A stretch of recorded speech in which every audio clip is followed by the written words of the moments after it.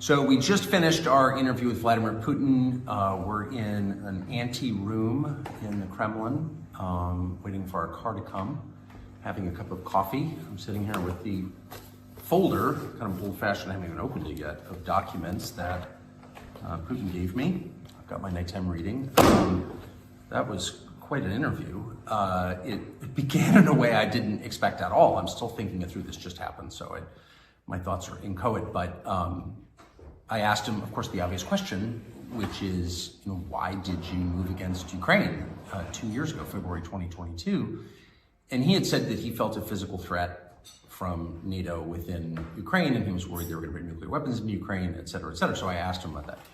He launched into, well, you'll see it, but an extremely detailed history going back to the 9th century of the formation of Russia, from the tribes into a nation, and Ukraine's part in that, and the Rus, and I was annoyed, and I thought, look, first of all, I'm American, so I ask you a specific question, I want a specific answer, let's go.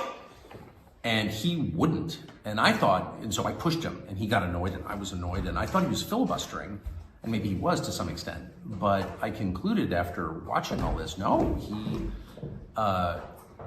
that was his answer, or that was the predicate to his answer. The history of the area and the formation of his country and the connection to Ukraine is like the basis, or part of the basis, for his Ukraine policy. So it was really interesting. Got much more interesting once I realized what this was, which is a window into how he thinks about the region. So we're back in the hotel room. It's, I don't know, probably around 10 o'clock at night. We were there for almost 5 hours in the Kremlin, which is quite an experience if you've read about the Kremlin your whole life, as I have. Not that different from the old executive office building, this giant pile, 19th century warren of offices. Anyway, Putin was a couple hours late, as is his habit, apparently. Everyone who works for him is laughing at, well, he's always late. But that, I'm not exactly sure what I thought of the interview. It just happened. It's probably going to take me a year to really decide what that was.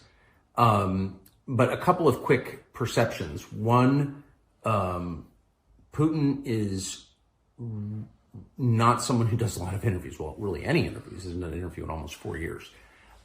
He's not good at explaining himself, I didn't think. He's smart. There's no question about that. But he's clearly spending a lot of time in a world where he doesn't have to explain himself. So I'm sort of piecing that's one of the reasons I'm having trouble thinking about the interview as a whole, because he didn't sort of lay out his case very coherently, though if you listen carefully, and we were there for a long time talking to him, a couple of things rose to the surface. One, he's very wounded, and I suggest this, but of course he denied it, but it's obvious. He's very wounded by the rejection of the West. The United States doesn't like Russia. The U.S. government doesn't like Russia. I think, like a lot of Russians, he expected the end of the Cold War would be sort of Russia's invitation into Europe, or sort of into Europe, because it is a European country that's half in Asia. But there's a lot that's European about it. And if you come to Moscow, it's a very European city. You see it, and you can feel it culturally. And the West rejected Russia. And maybe, I'm not even taking sides in this. Maybe there were good reasons. I don't know what they would be, but in any case, the West was determined not to be allied with Russia. That's very obvious. That's the whole point of NATO, I guess, is to contain Russia. And Putin is wounded by it. He's very upset about it. His eyes flashed when we talked about that, as we did, for probably over an hour.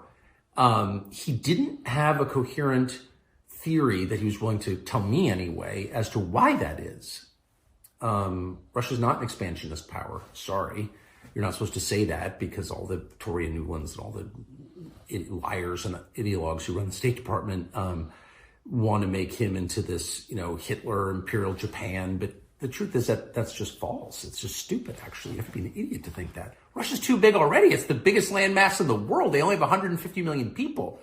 And they've got, 80-some effectively provinces or semi-independent states, but different nationalities and religions and languages. And imagine managing all that. They've got more than enough natural resources. They're swimming in natural resources. They don't have enough people, in their view. So the idea that they want to take over Poland, why would you want to do that? They just want secure borders. Maybe they're too paranoid about it. Totally possible. Again, not taking sides. But the idea that they're going to roll into Vienna or something, you'd have to be like an idiot to think that. It's just not true. There's no evidence of it, actually. And the professional liars in Washington who really don't know anything about the area or really anything about the world beyond New York have convinced themselves, or I think he's trying to convince you, that this guy's Hitler and he's trying to take the Sudetenland or something. It's like not analogous in any way. Whatever Putin's many faults, okay, it's not an expansionist power. So I can't even recall my point exactly, other than he is, to the extent he's angry and that it's obvious, he's angry because he feels like, whoa, why, I thought we were going to be friends. And again, maybe that's his fault, but he's definitely mad about it. And the second thing I would say, which I thought was kind of really striking, is that he was willing to admit that he wants a peace deal in Ukraine, and sort of give it away and just sort of say that out loud. He said it a couple of different times. Again, maybe he's lying in ways I didn't perceive, but he kept saying it. And I don't know why he would say it if he didn't mean it.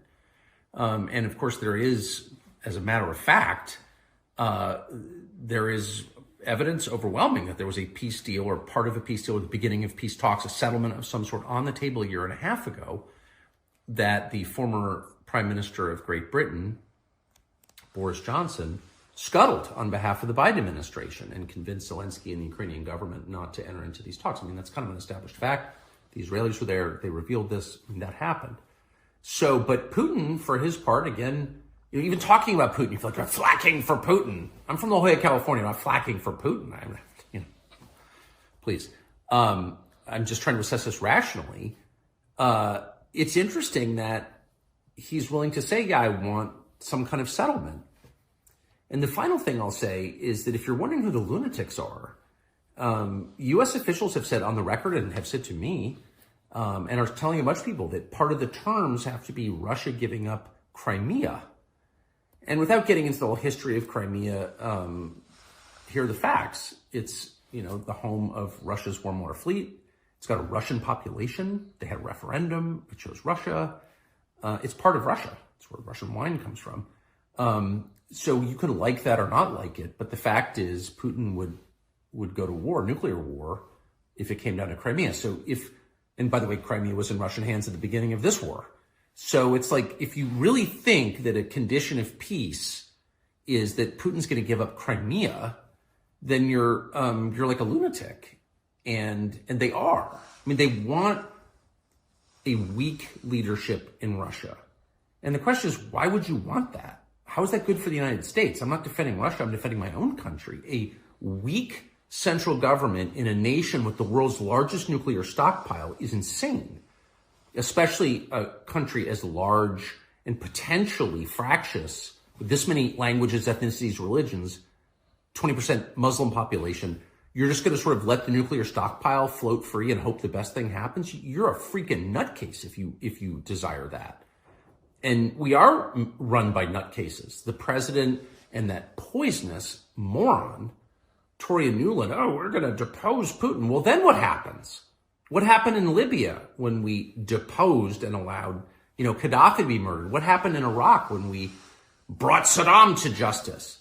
Those countries fell apart and they've never been rebuilt again. In Afghanistan, we took out the central government and they came back. It's still run by the Taliban. So our track record of knocking out the leader, which is very easy to do, is spotty at best. Things don't always get better. And to do that to Russia, the largest landmass in the world with the largest nuclear arsenal, like, you're on drugs if you think that's a good idea.